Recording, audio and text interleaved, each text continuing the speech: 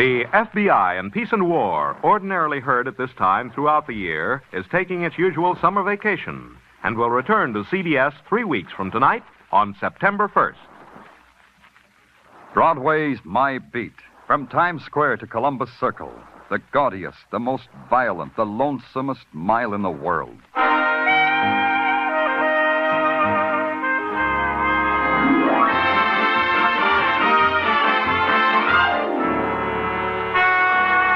Broadway's My Beat, with Larry Thor as Detective Danny Clover.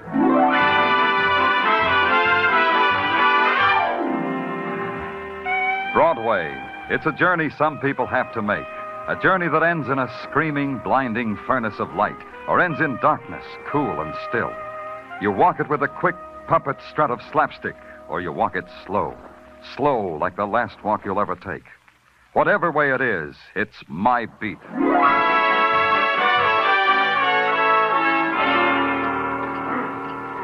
Broadway is full of people that are like pieces of a jigsaw puzzle. One of them, if you put them together right, will turn out to be Jed Stacy, scandal reporter for a rag that reports scandals.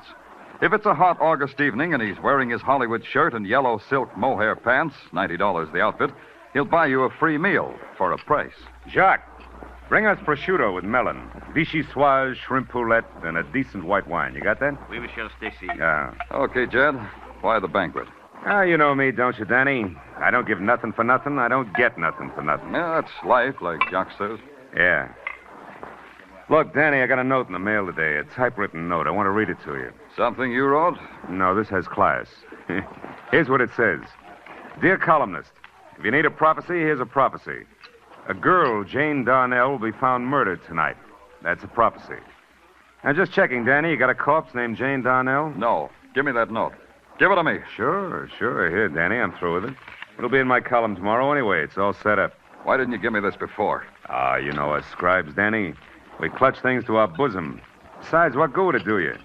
If Jane Darnell is going to be killed, how would you stop it? You'd play nursemaid to a murder for a beat, wouldn't you, Jed? You're getting too large, kid. Too large. Take it easy, Danny. First, you got to find the little lady. It's a tough thing to do. Even for a guy like you, it's a tough thing. There's a telephone call for you, Monsieur Stacy. No, thanks, Jack. Plug it in here, will you? Oui, monsieur. Excuse me, Danny. Yeah? Yeah, this is Stacy. Where? Okay. Yeah, you get a fin. Yeah, the same to you. Come on, Danny. We going someplace? Yeah, to the room of a Jane Darwell. She's asleep in it, Danny. Dead asleep. Just like I prophesy in tomorrow's column.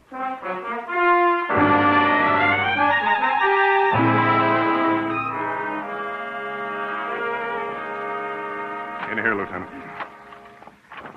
Right over there on the bed. Yeah, Sergeant, I see. Strangled, huh?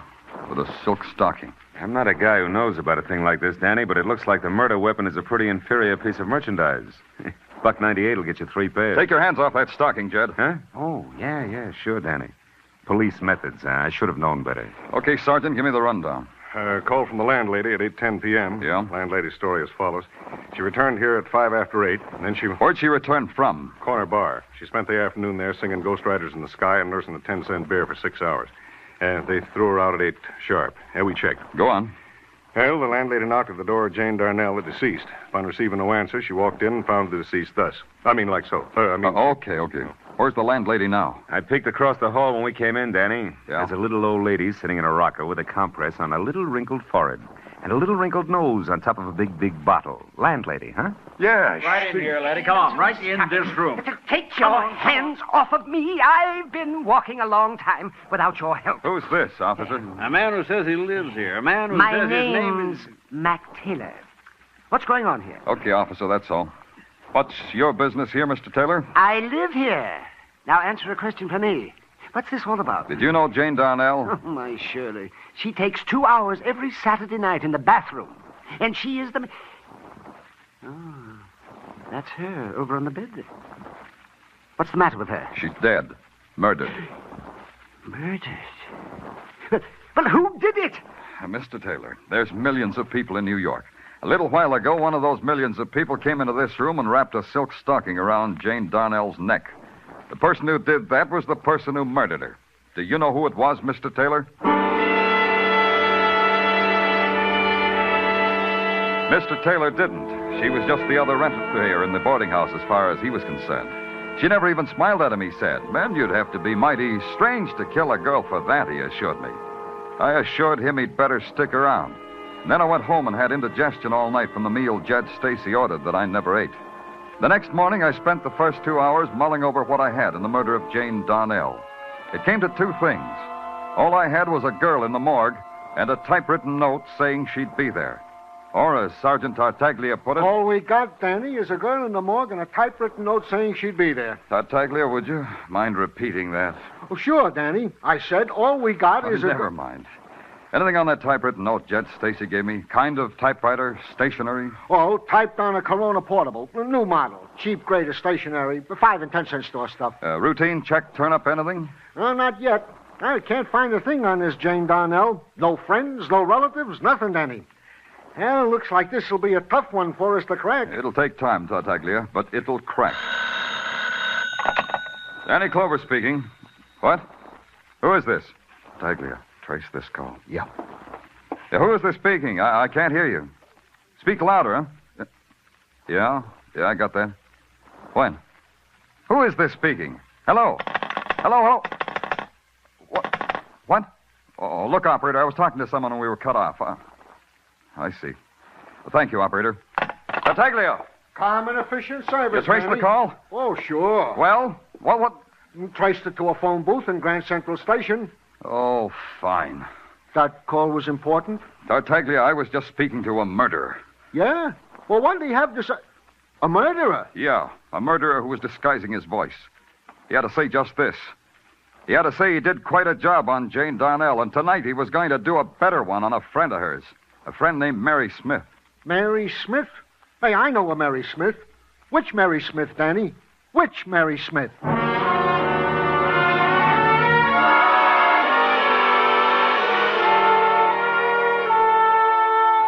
Tartaglia was right. In a city of 8 million, what chance do you have of finding a Mary Smith? If it's the Mary Smith who's going to be struck down by a murderer, the odds are precisely 1 in 8 million. You come up with Mary Smiths, all right. You trace one of them to Sing Sing, where she was doing 20 years for dynamiting a bank. Another Mary Smith left her husband's bed and board in Poughkeepsie. And you talk to a Mary Smith who says... mister. My name's Mary Smith, and I know a secret. Humpty Dumpty sat on a wall. Humpty Dumpty had a great time. So you try again. Forgive me, sir, for have kept you waiting. It wasn't my hour for meditation. Are you Mary Smith? Yes, of course I am Mary Smith. In China, my name is Larry Thor. But since I am in America, I have adopted a name that is 100% American. Mary Smith. And do you know a Jane Darnell? No, I am sure I do not. Jane Darnell. Oh, Americans have such a strange name. Yeah.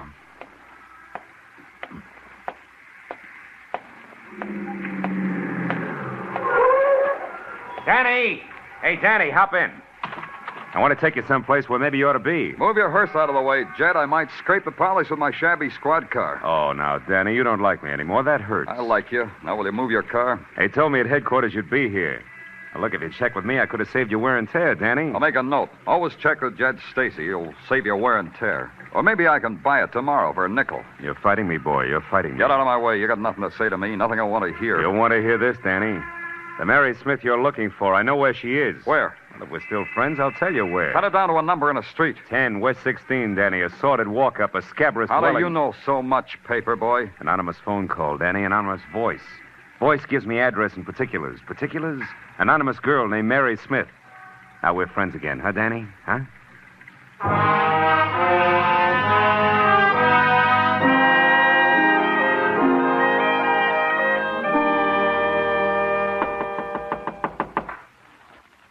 Miss Smith. Miss Smith. Open up, Miss Smith. It's the police. Maybe you should open it yourself, Clover. Yeah.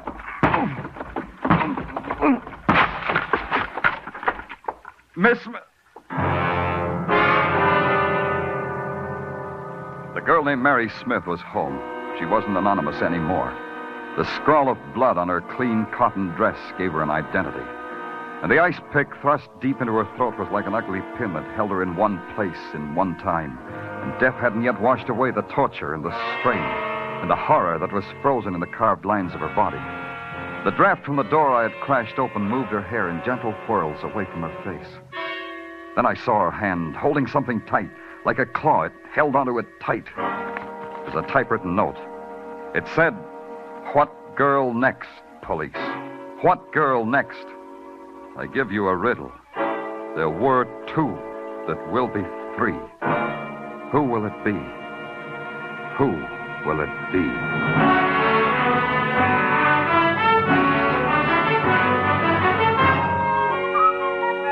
You are listening to Broadway's My Beat with Larry Thor as Detective Danny Clover.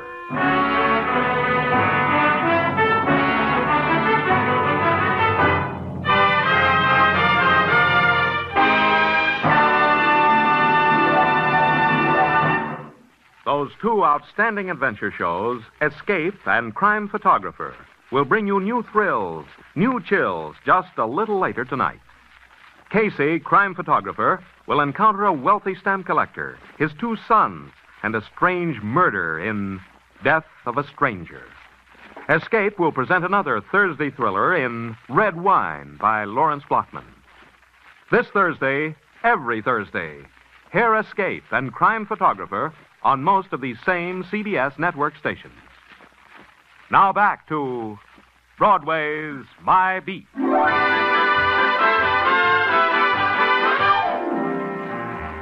Broadway all depends on the mood you're in. You can be part of the mob and perform for the sightseers, or you can write notes about murdering women and go about your business of murdering.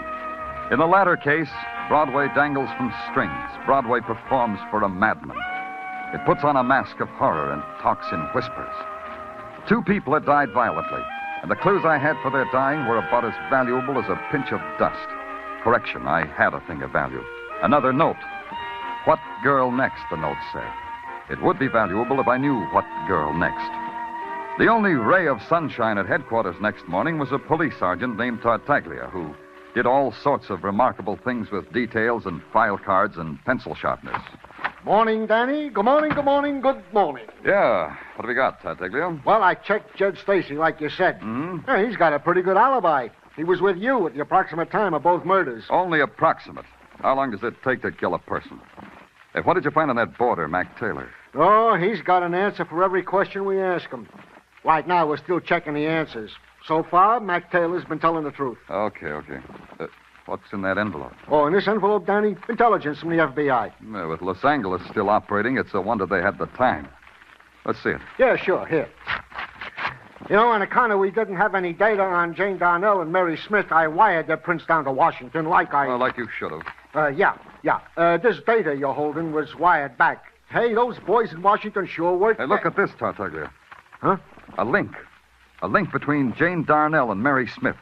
Washington had their prints because they worked in a war plant. That tells you something, Danny? Maybe. Maybe a lot. They both worked for the same outfit, the Westfall Tool Company, a manufacturing firm across the river in Jersey. Get my hip boots, Tartaglia. I'm going to take a boat ride. You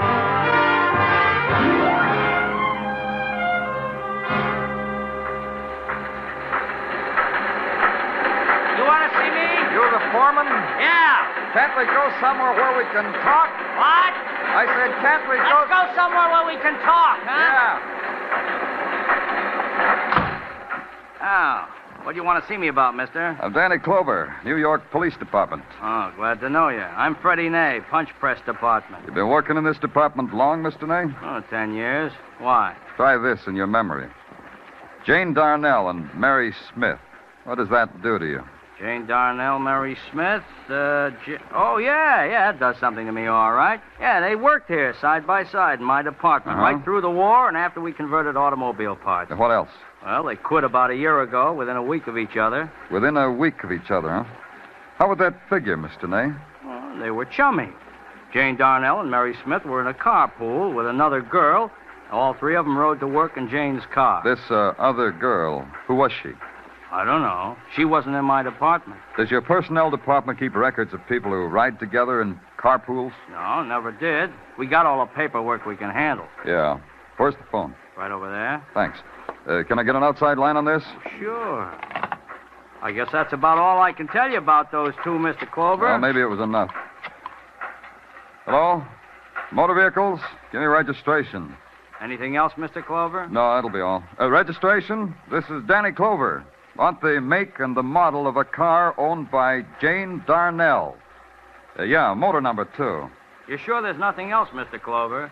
I enjoy aiding and abetting the police. I said that's all. You can go now. Yeah? Yeah? DeSoto sedan, 1947. Motor number 137596. Yeah, I got it. Thanks. Get the operator to connect me with Sergeant Tartaglia at headquarters. Hurry. Tartaglia, Danny Clover, a detail, Tartaglia. A rush job. Fast enough maybe to save a girl's life. Now get this. A DeSoto sedan, 1947. Motor number 137596. Registered in the name of Jane Darnell. Find it, Tartaglia. Find it fast. Now all there was to wait. Wait while the life of a girl ticked away. A nameless girl in a nameless place. And the girl without the name watched as you waited, her face veiled in the gauze of terror, and her eyes piercing the veil with hatred because all you could do was wait. There were 2 that will be 3, the note said. And 3 is a number that can add up to death. And a motor has a number that can add up to... And then suddenly the waiting was over. They'd traced the number. Traced it to a littered, junk-strewn yard presided over by a frightened little man wearing a beret. I do not know why suddenly I am a matter for the police. I have done everything as it was told me to. Oh, well, don't worry about it, Mr. Stern, David Stern. Yeah. They tell me here in America that there's dignity in dealing with junk, so I deal in it. But with the police, dignity becomes sour. It'll sweeten up, Mr. Stern. Give us a chance. Oh, I did not mean that. I mean, what I mean is not insult, only an analysis, a philosophical diagnosis. It's too deep for me, Mr. Stern. Some other time. Where's the car? You mean the one that the policeman in the uniform checked its number on its internal anatomy? I mean the one... Yeah, that's the one I mean. Internal anatomy? It's right here to your left. You see? That heap of junk? The police are interested perhaps in buying some used parts. The hubcaps are still nice and the carburetor... When was this brought in, Mr. Stern? Oh, just about a year ago. I remember because, you see, I remember the personality of machines. Now, this one is the victim of complete nervous shock. It looks like it was in a wreck, a bad wreck. Exactly. That's what brought on this psychosis. But in good hands, with good treatment, this could recover, maybe. Yeah. Well, thanks, Mr. Stern. Thanks. Maybe I ought to start going to night school. You said something?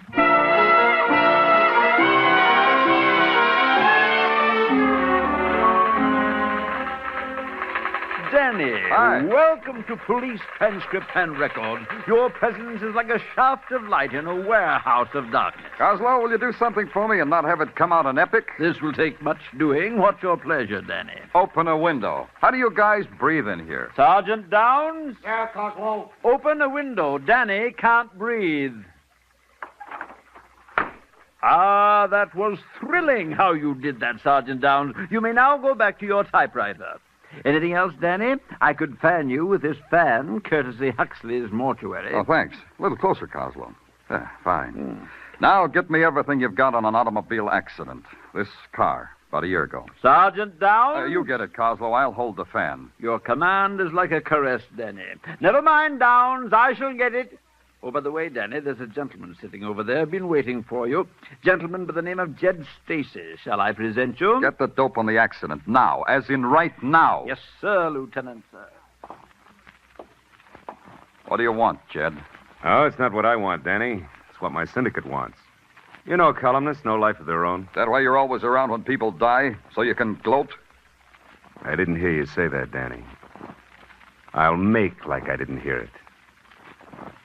Now, Danny, my syndicate is curious whether you found out who the number 3 girl's going to be. I bleed for you and your syndicate. You told me about the other 2, Jed. How come you don't have a private line on this one? Danny, I got it. All by myself. Brief it for me, Coslow. Just the words, without the ham. How well?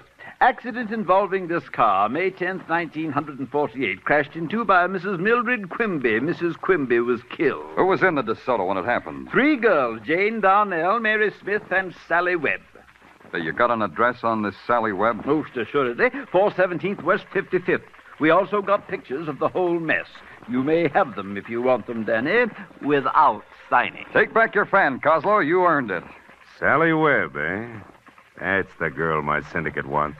Do they now? Print this, Jed. Print it and I'll tear you apart. So long, Jed.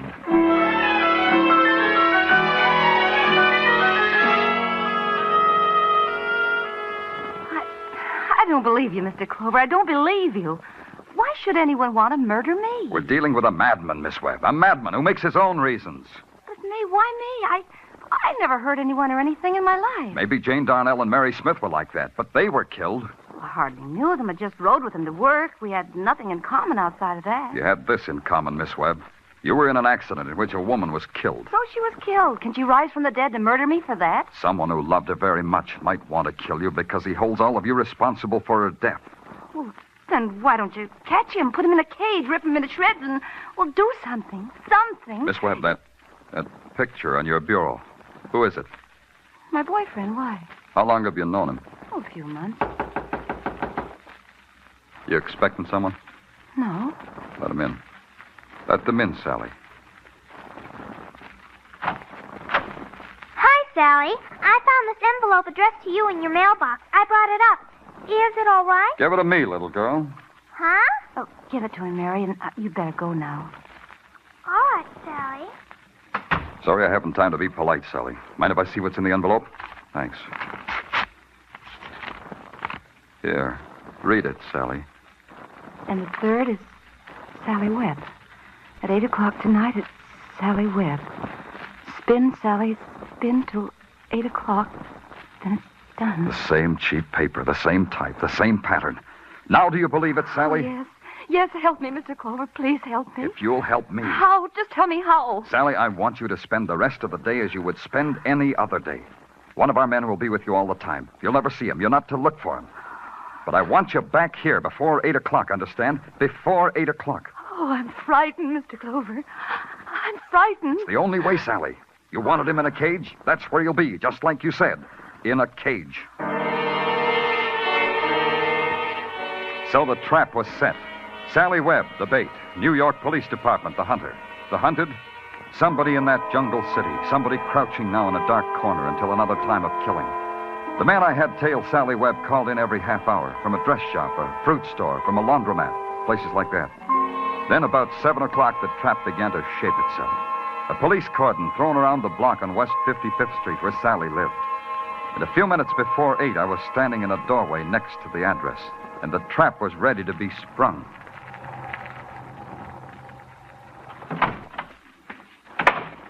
How about does it, Lieutenant? How about north and south of 55th Street? They covered? Yes, sir. No one gets through on 8th or 9th. Except the girl. Except the girl, Sergeant, and whoever might be following her.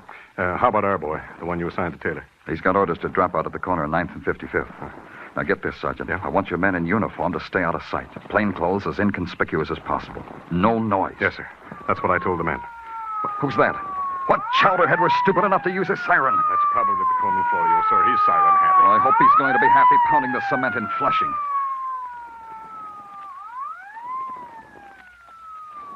Hey, Lieutenant. That girl who just came out of the subway entrance. That's her. Sally Webb. What time is it? Just about 8. She's walking awful slow. She's scared. Scared.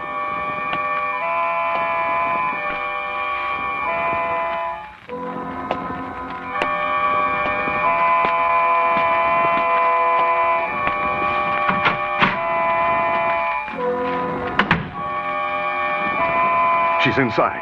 See? The lights just went on. Let's go, Sergeant. Come on. Miss Webb, it's Danny Clover. Oh, it's Danny Clover. Lieutenant. Yeah, she's dead. She's dead, Sergeant. Close your eyes and try real hard to believe it. She's dead. But I don't understand. How could The coroner will call it a long, sharp weapon. The coroner's jury can blame me for it. What are you talking about, Lieutenant? The subway. The one place I forgot about. The one place where she'd be with 1,000 people and still be alone. She was stabbed on the subway. She had just enough strength to get inside her door. What are you doing, Sergeant? Oh, this stuff must have spilled out of her purse when she keeled over. Just junk, though. Lipstick, cigarettes. What's that? The piece of paper you're holding? Nothing, I guess. Just a piece of paper. Oh, wait. Something's typed on it. Huh? Read it. Now is the time for all good men to come to the aid of his country. I love you, I love you, I love you. Let's see that. The letterhead says Ridley's Department Store, furnishings for your every need. Get me a squad car, Sergeant. I got a feeling Ridley's is going to furnish my every need.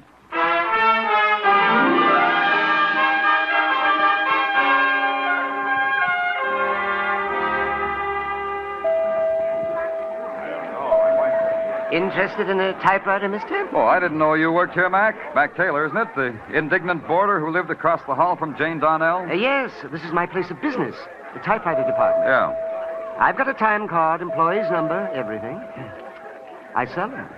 You want to buy one? Some other time. Which Corona did you type those murder notes on? Huh?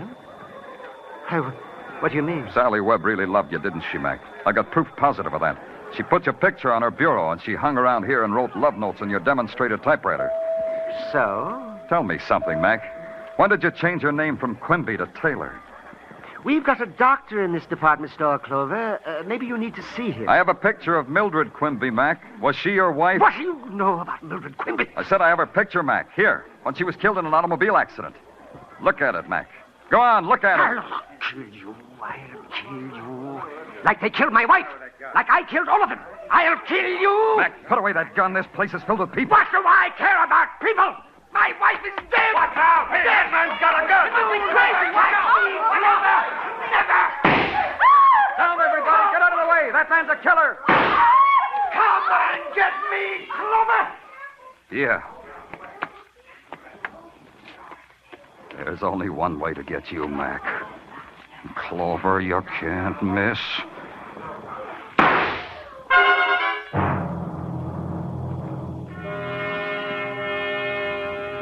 A madman lying in the blood of his death isn't much different from any man who dies in violence. There was a kind of furious serenity on the face of Mac Taylor, or Quimby, as though all at the same time he rejected and embraced the peace that a tearing bullet had offered his brain. They took him away. Then someone swirled a mop over the blood-stained tile of the floor. And that was the requiem for a madman.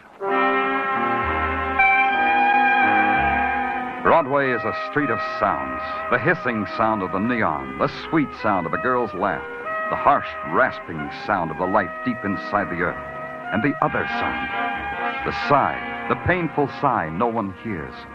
It's Broadway, the gaudiest, the most violent, the lonesomest mile in the world. Broadway, my beat.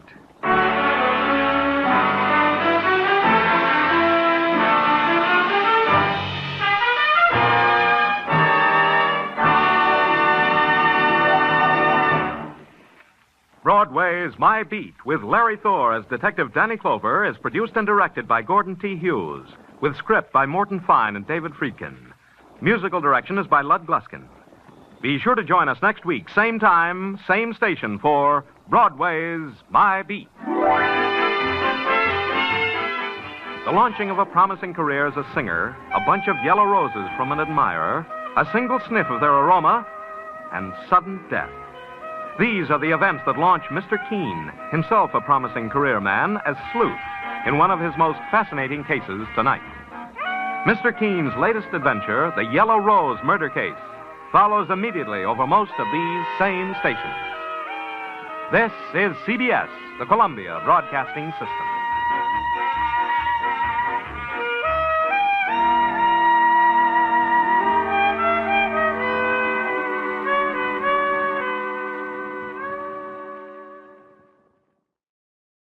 We hope you enjoyed this program from RadioClassics.com. Programs are copyright their respective owners. All rights reserved.